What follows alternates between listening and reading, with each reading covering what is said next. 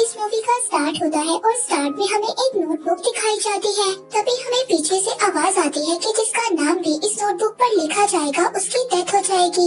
इसके बाद हमें एक डॉक्टर को दिखाया जाता है जिसके घर के बाहर यही नोटबुक पड़ी होती है। उस पर यही लिखा हुआ था कि इस पर जिसका भी नाम लिखेंगे उसकी डेथ हो जाएगी। यही डॉक्टर एक पेशेंट के चेकअप के लिए जाता है। वो पेशेंट डॉक्टर से कहता है कि मैं मरना चाहता हूँ, मैं बहुत ज्यादा तकलीफ में हूँ, कुछ ऐसा करें कि मैं मर जाऊँ। अब ये डॉक्टर उस नोटबुक पे उस पेशेंट का नाम लिख देता है और देखते ही देखते उस पेशेंट की डेथ हो जाती है। अब इस डॉक्टर को उस नोटबुक के बारे में और भी बातें पता चलती हैं। वो ये था कि जिसका नाम भी हम इस नोटबुक पे लिखेंगे उसका नाम रियल होना चाहिए और जिसका भी नाम हम इस नोटबुक पर लिख रहे हैं उसकी शक्ल हमारे जहन में होनी चाहिए और साथ ही साथ हमने उसे देखा भी हो। इसके अलावा हमें ये भी बताया जाता है कि इस नोटबुक के होल्डर्स कुछ ऐसे होते हैं जिनके पास शिंगमी आईज होती हैं।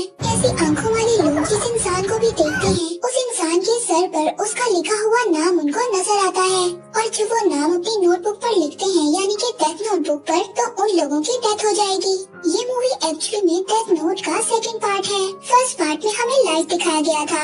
इसमें डेथ नोटबुक का यूज किया था और अपने आप को कीरा के नाम से फेमस करवाया था और लाइट को मारने के लिए एल को हायर किया गया था। अब इस मूवी में 10 साल बाद का टाइम दिखाया गया है और जो लोग क्राइम करते हैं और टेररिस्ट से जुड़े हुए हैं उन सब लोगों की अजीब तरह से डेथ हो रही है और बहुत से लोगों को हार्ट अटैक हो रहा है और इस बात ने लोगों को सोचने पर मजबूर कर दिया है कि कीरा वापस आ गया है और कोई है जो डेथ नोट का यूज कर रहा है। अब इन सब के लिए टास्क फोर्स बनाई जाती है और उसका हेड रखा जाता है रियोजुकी को। अब रियोजुकी एल का बेटा था। एल वो इंसान था जिसने लाइट को रिवील किया था और लाइट वो इंसान था जिसने 10 साल पहले इस डेथ नोट का यूज किया था। अब मूवी में दिखाया जाता है कि एक लड़की को डेथ नोटबुक मिली है और वो कहती है कि मैं कीरा से भी ज्यादा अच्छा इस नोटबुक को यूज करूंगी। यहाँ टास्क फोर्स को ये खबर मिलती है कि सड़कों पर लोग मर रहे हैं। मोस्टली लोगों को हार्ट अटैक हो रहा है और ऐसा लग रहा है कि जैसे कोई लड़की इस नोटबुक को यूज कर रही है। इन्हें बताया जाता है कि जिस लड़की ने हुडी पहना हुआ है वो डेथ नोटबुक का यूज कर लोगों को मार रही है।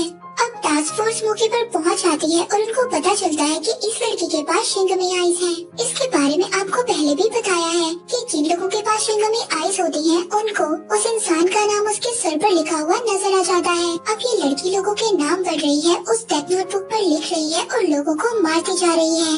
अब टास्क फोर्स मौके पर पहुंच जाती है और ये लोग उस लड़की से डेथ नोटबुक ले लेते हैं और उस लड़की को कोई मार देता है। वहाँ पर कोई और भी होता है जो डेथ नोटबुक पर उस लड़की का नाम लिख देता है और उस लड़की को मार देता है।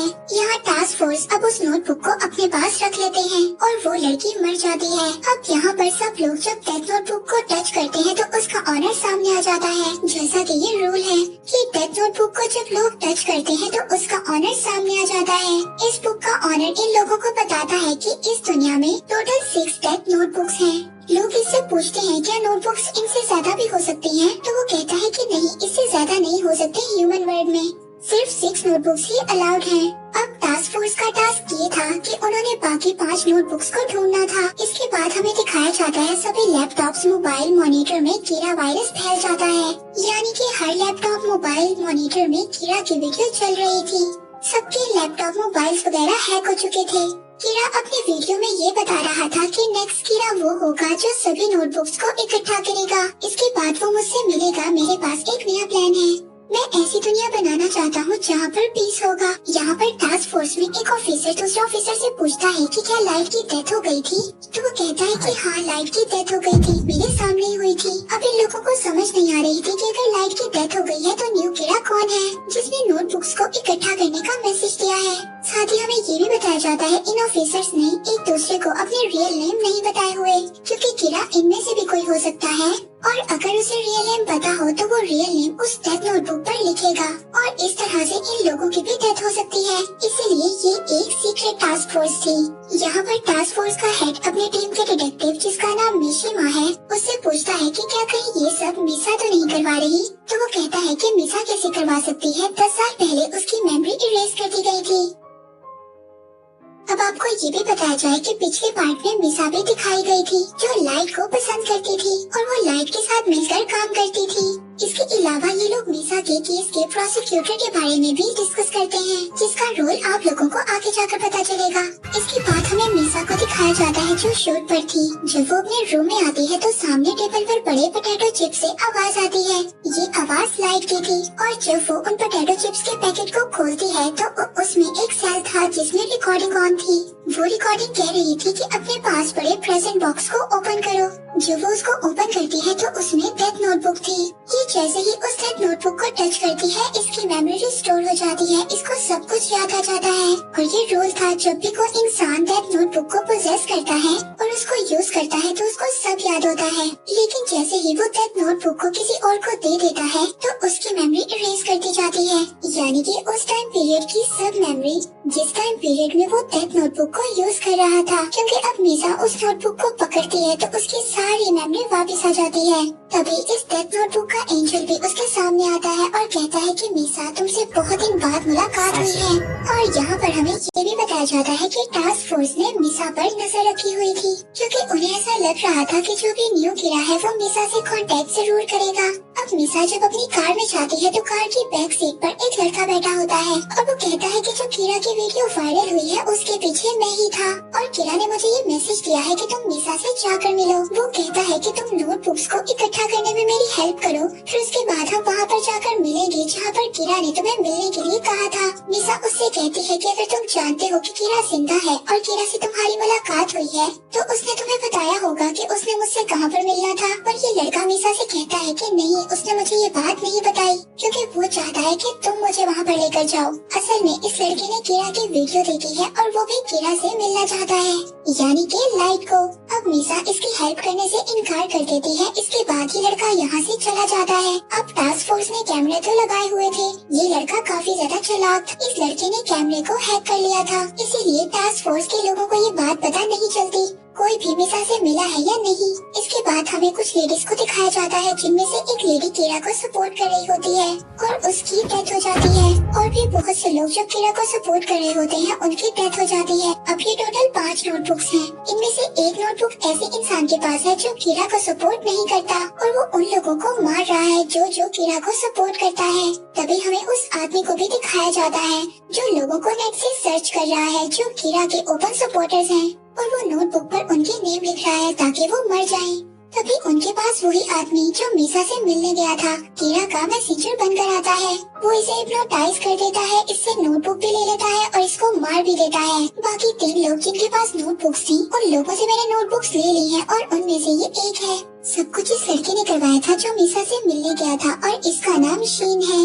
वो कीड़ा से मिलना चाहता है और कीड़ा का ये मैसेज है कि जो भी मुझसे मिलना चाहता है वो सभी नोटबुक्स को इकट्ठा करे। इसीलिए वो अपनी हैकिंग एबिलिटीज को यूज करता है और उन लोगों को ट्रेस करता है जिनके पास डेथ नोटबुक्स हैं। उन लोगों को मार देता है और उनसे नोटबुक ले लेता है ताकि उन नोटबुक्स को इकट्ठा करके वो कीड़ा से मिल सके। अब ये इंसान कंप्यूटर में एक वायरस छोड़ता है जिसमें वो कह रहा होता है कि टास्क फोर्स का हेड अपना नेम और अपना फेस रिवील कर दे, अदरवाइज मैं लोगों को मारता जाऊंगा। यहाँ टास्क फोर्स का हेड रिस्पॉन्ड में एक वीडियो चलाता है, यानी कि वो उसे इनवाइट करता है एक वेबसाइट पे। ऐसा वो इसलिए करता है ताकि वो इस इंसान की लोकेशन को ट्रेस कर सके।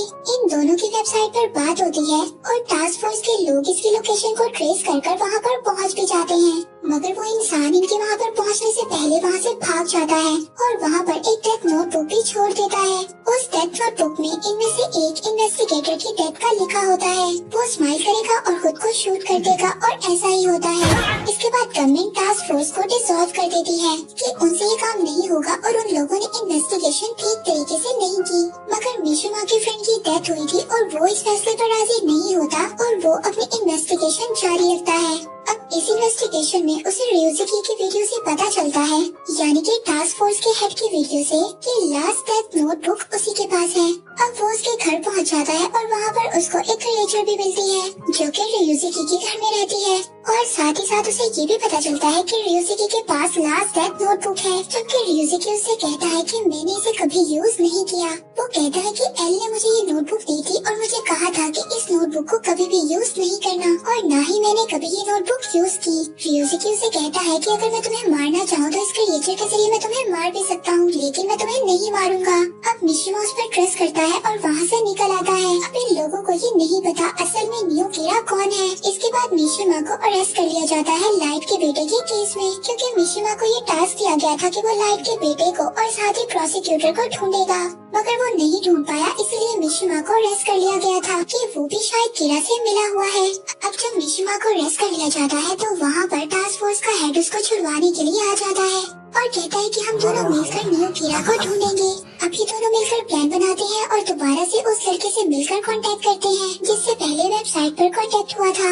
उसकी लोकेशन भी ट्रेस की, मगर वो भाग गया। ये उससे कहते हैं कि हमारे पास डेथ नोटबुक्स हैं, हम वो तुम्हें देंगे, और उससे आर्ट सेंटर पर मिलने का डिसाइड भी कर लेते हैं। अब वो भी मान जाता है कि वो इन लोगों से डेथ नोटबुक ले लेगा और साथ ही रियोजुकी से भी कहता है कि तुम अपने फेस को मेरे सामने रिवील करोगे, और साथ ही वो मिसा की हेल्प भी मांगता है जिसके पास शिंगमी आइस है। अब प्लान के मुताबिक रियोजुकी सेंटर में पहुंच जाता है जहां पर उस लड़के को भी पहुंचना था। मिशिमा ने दूसरी चीजों पर भी नजर रखी हुई थी और इनके कुछ टीम मेंबर्स भी इनके साथ थे, मगर तभी वो इंसान जिससे इन लोगों ने मिलने जाना था वो सिग्नल्स को जैम कर देता है। तभी वहाँ पर मीसा भी आ जाती है जो इनके 3 टीम मेंबर्स को मार भी देती है और साथ ही साथ इनके टास्क फोर्स के हेड को भी मार देती है। इसके बाद वो उस लड़के से जाकर मिलती है जिसने इन लोगों से मिलने का कॉन्ट्रैक्ट बनाया हुआ था और उसको कहती है कि तुमने मुझे कहा था लाइट जिंदा है, मैंने उसकी तस्वीर को अपनी शिंगमा आइस से देखा है जिससे मुझे पता चला है कि वो मर चुका है। और ये वीडियो जो कीरा की रिवील हुई है यानी कि लाइट की, वो किसी और की है। इसके अलावा वो उसे माउंटेन पर एक होटल में जाने का भी कहती है,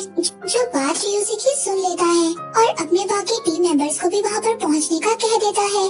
दूसरी तरफ वो लड़का जो कीरा के लिए सभी नोटबुक्स इकट्ठी कर रहा था, अब उसको भी ये बात पता चल गई थी कि कीरा मर चुका है और वो अब होटल पर पहुंच जाता है जहाँ पर उससे मिसा ने कहा था।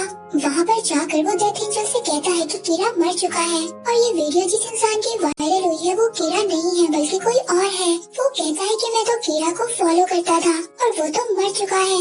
वो कहता है कि अब जो ये डुप्लीकेट है इसको मैं मार दूंगा और कीरा का अब काम मैं करूंगा, अब डेथ नोटबुक का यूज सिर्फ मैं ही करूंगा। और वो कहता है कि मैं अब उस इंसान को ढूंढना चाहता हूँ जो न्यू कीरा है यानी कि कीरा बना हुआ है। इसके बाद वो डेथ एंजल से कहता है कि मुझे शिंगमी आइस दे दो। डेथ एंजल उसको उसी वक्त शिंगमी आइस दे देता है और शिंगमी आइस लेने के लिए इसको अपनी आधी जिंदगी कुर्बान करनी पड़ती है। अब वहाँ पर मिशिमा और रियोजुकी भी आ जाते हैं, मगर रियोजुकी तो मर चुका था, लेकिन हकीकत में वो मरा नहीं था, बस उसने मरने का नाटक किया था। अब रियोजुकी को देखकर ये लड़का शीन नोटबुक पर उसका नाम लिख देता है और वो मरता नहीं है। इस बात पर रियोजुकी कहता है कि तुम जानते हो कि मैं क्यों नहीं मरा, क्योंकि मेरा नाम इससे पहले ही डेथ नोटबुक पर लिखा जा चुका है मौत के लिए किसी और डेट पर, और मैं उसी पर मरूंगा। तब मिशिमा उससे पूछता है कि तुम्हें ये बात कैसे पता, तो वो कहता है कि मुझे डेथ एंजल ने ये बात बता दी थी कि किसी ने मेरा नाम डेथ नोटबुक पर लिख दिया था और मैं वैसे ही मरूंगा जैसे एल मरा था। मगर रियोजुकी कहता है कि इसने तो मेरा नाम नहीं लिखा था मरने के लिए, अगर इसने ऐसा किया होता तो मैं मर जाता, यानी कि न्यू कीरा ये नहीं बल्कि कोई और है। अब मिशिमा उससे पूछता है कि ये नहीं तो फिर कौन हो सकता है, जिस पर शीन ये सब सुनकर कहता है कि लाइट का एक बेटा भी था, हो सकता है कि वो न्यू कीरा हो और वही ये सब कुछ कर रहा हो। रियोजुकी इस बात पर कहता है कि वो अगर अभी होता तो वो सिर्फ 9 साल का होता और वो इतना छोटा ये काम नहीं कर सकता था। अब रियोजुकी मिशिमा से पूछता है कि उसके बेटे को ढूंढने का काम तो तुम्हारा था, तुम बताओ कि केस में तुम्हें क्या कुछ पता चला। वो कहता है कि मुझे तो कुछ भी याद नहीं है, मुझे तो कुछ भी नहीं पता चला। रियोजुकी कहता है कि तुम कैसे भूल सकते हो, तुमने इस केस पर काम किया था। अब रियोजुकी को यहाँ पर शक हो जाता है। वो कहता है कि एक इंसान अपनी मेमोरी तभी भूल सकता है जब वो डेथ नोटबुक को किसी और को दे देता है, यानी कि तुम ही न्यू कीरा हो और तुम ही ने डेथ नोटबुक का यूज किया था। अब मिशिमा इस बात पर परेशान हो जाता है और कहता है कि मैंने नहीं किया। अब रियोजुकी कहता है कि इस डेथ नोटबुक को दोबारा टच करो जिससे तुम्हारी मेमोरीज वापस आ जाएंगी।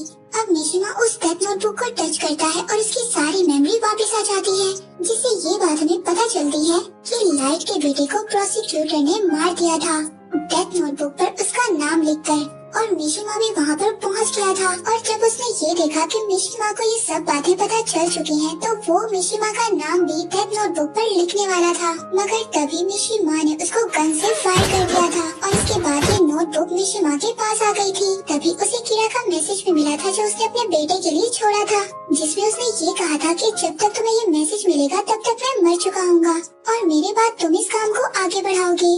और इसके बाद मिशिमा ने उस डेथ नोटबुक का यूज करना स्टार्ट कर दिया और उसका ख्याल था कि कीरा तो सिर्फ क्रिमिनल्स को मारता था, मैं इस दुनिया से जंग को ही खत्म कर दूंगा। और वो टेररिस्ट को मारने लगता है। उसको ये भी पता चला था कि न्यू टास्क फोर्स बनी है और उसका हेड रियोशिकी है। और उसी वक्त उसने रियोशिकी की डेथ भी लिख दी थी डेथ नोटबुक पर। रियोशिकी की डेथ मिशिमा ने ही लिखी थी और डेथ लिखने के बाद उसने वो बुक एंजल को दे दी थी और इसके बाद उसकी मेमोरी इरेज हो गई थी। और साथ ही साथ उसने कीरा की वीडियो को भी एडिट किया था। कीरा वीडियो में ये कह रहा था कि जब तक आप लोगों को ये मेरी वीडियो मिलेगी मेरी डेथ हो गई होगी। मगर उसने वीडियो को एडिट किया और उसमें ये लिखा कि मैं जिंदा हूँ और उसके बाद उस वीडियो को वायरल करने का डेथ एंजल को कह दिया और साथ ही नोटबुक को भी डिस्पोजेस कर दिया, यानी कि वापस कर दी और उसकी मेमोरी इरेज हो गई। अब प्रेजेंट में आते हैं जहाँ पर सबको ये बात पता चल गई थी कि मिशिमा ही न्यू कीरा है। अब यहाँ पर ये बातें चली रही होती हैं, तभी वहाँ पर पुलिस आ जाती है। शीन उनसे बचने की कोशिश करता है मगर इन सब में शीन की डेथ हो जाती है। वो मरने से पहले सभी डेथ नोटबुक्स मिशिमा को दे देता है। अब मिशिमा और रियोशिकी एक सबवे से भागने की कोशिश करते हैं। वहाँ पर एक टास्क फोर्स की मेंबर भी आ जाती है और वो मिशिमा को मारने की कोशिश करती है। मगर जब उसको पता चलता है कि मिशिमा कीरा है, पर तभी रियोशिकी के घर में जो क्रिएचर रहती थी वो मिशिमा को आकर बचा लेती है। अब उसे किसी को मारना अलाउ नहीं था, लेकिन उसने एक लड़की की जान ली थी, इसलिए वो भी वहाँ से खत्म हो जाती है।